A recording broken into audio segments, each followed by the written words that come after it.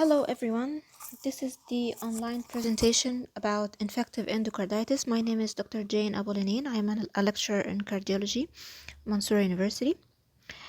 And here will be our agenda for this presentation. As you can see, the points are a bit multiple and the presentation will be a little bit long, so I'm dividing it into two parts. We are now starting our first part. Starting by the definition of infective endocarditis, which is a disease caused by infection of the heart or occurs either on the valves or the endocardium. Can be classified to acute and subacute endocarditis. The acute condition is mostly caused by Staphylococcus aureus and occurs on normal valves, while the subacute endocarditis is generally caused by Streptococcus viridans and occurs on damaged valves. Two factors must be present to induce this condition. First of all is the bacteremia and should be associated with a predisposing cardiac lesion. How does the bacteria enter the circulation? Routes of entry are multiple, but all are common in being occurring due to minor surgical operations or minor interventions like the dental extractions or other dental maneuvers, maybe the genitourinary procedures or rectal procedures, maybe through cardiac surgeries or cardiac catheterizations, which may introduce some skin organisms as the Staphylococcus aureus to inside of the heart. As regard the predisposing cardiac lesions, most commonly will be associated with rheumatic heart disease, either regurgitation or stenosis over the mitral or aortic valves, and also common to occur with prosthetic heart valves. Apart from the rheumatic conditions, congenital heart disease also are a predisposing factor, like a small VSD, a PDA, pulmonary stenosis, bicuspid aortic valve, or coarctation of the aorta. Rarely it may occur on top of mitral valve prolapse or mural thrombus. In cases of normal hearts, it is rare to be affected, but occurs usually on the tricuspid valve in patients or in cases of intravenous drug abuse, indwelling catheters, or in persons with lowered immunity such as the old age, diabetics, or malignancy. Bacterial endocarditis is rare in atrial fibrillation and atrial septal defect, and also rare in heart failure. The pathology starts with a vegetation, which is composed of a center of bacteria surrounded by a layer of fibrin and blood clots. The clinical manifestation as well as complications are produced by either toxemia, autoimmune changes, embolization, or cardiac damage. This is a close view of the mitral valve with vegetation growing on both leaflets of the valve. And this is also a view of the aortic valve with a heavy vegetation mass occluding the opening with a severe stenotic valve. As for the autoimmune changes, they start with the bacteria inside the vegetations.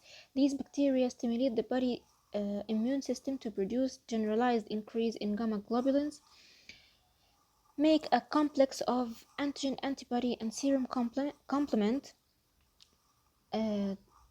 join together to make the immune complex. The immune complex passes through the capillaries into the subendothelial tissue and induce damage. The autoimmune changes are mostly seen in subacute, not in acute infections.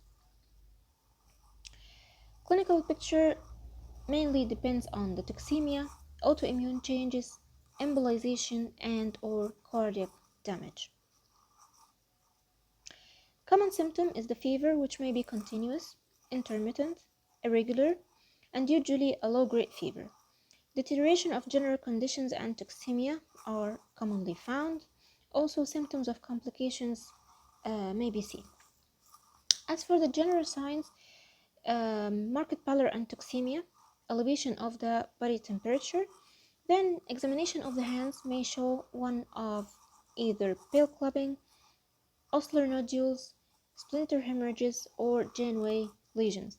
The osseous nodules are intracutaneous tender nodules in the palms of the finger. Splinter hemorrhages are observed below the nails. Janeway lesions are painless, reddish dermal patches either on the palms or soles. This is an example of the pale clubbing. This is the shape and construction of the ossular nodules. This is a classic demonstration of the Janeway lesions. Another close-up photo on the Janeway lesions. This is the splinter hemorrhage. It may be some slits like this, or maybe severe like this photo.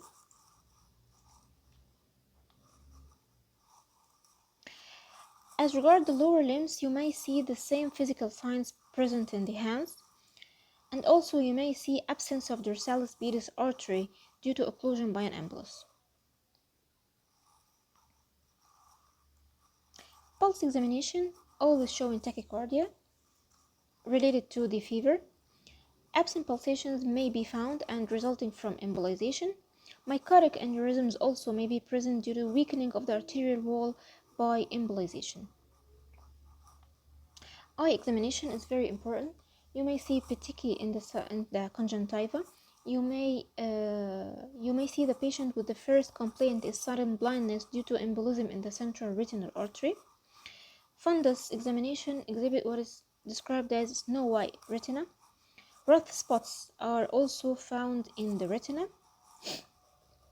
This is the petechiae, and this is another photo of multiple petechiae in the conjunctiva. And this is fundus examination showing the snow white retinae. Spleen also could be affected. In 80% of cases, there is enlarged and tender spleen due to the toxemia. Sudden severe pain and splenic cramp may develop if embolization occurs and leads to splenic infarction. Kidneys also are involved. Acute diffuse glomerulonephritis may occur through the autoimmune mechanism. Representation varies from acute nephritic syndrome to nephrotic syndrome and ending to up to chronic renal failure. Also, embolic manifestation may occur. Renal infarction give rise to sudden pain and tenderness on the loins as well as associated with hematuria. Nervous system also is affected by embolization, may be manifested as hemiplegia or any nervous incident. Encephalopathy may occur due to multiple minute embolizations, or subarachnoid hemorrhage if rupture occurs to a myocardic aneurysm.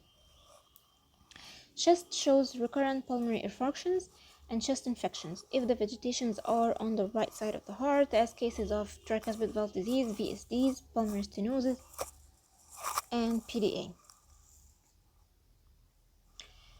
Coming to the cardiac examination, you may see signs and symptoms of the predisposing lesion, alteration in the character of a murmur already found, or the appearance of a new murmur. Heart failure is a frequent and important complication to be found. The heart failure is either caused by toxic myocarditis or increased valvular damage. And this is a demonstration summarizing all the clinical picture of infective endocarditis. You may not see all these points in one patient, but every sign counts. Common presentations are prolonged fever with new cardiac murmur, embolic or vascular events, nephritis and renal failure, congestive heart failure, or maybe acute heart failure on top of chronic. As for the complications, there may be an increase in valvular damage and toxic myocarditis leading to congestive heart failure. Kidney involvement may lead to chronic renal failure, systemic and pulmonary embolizations, and complications of treatment. Now we are ending part 1. Thank you.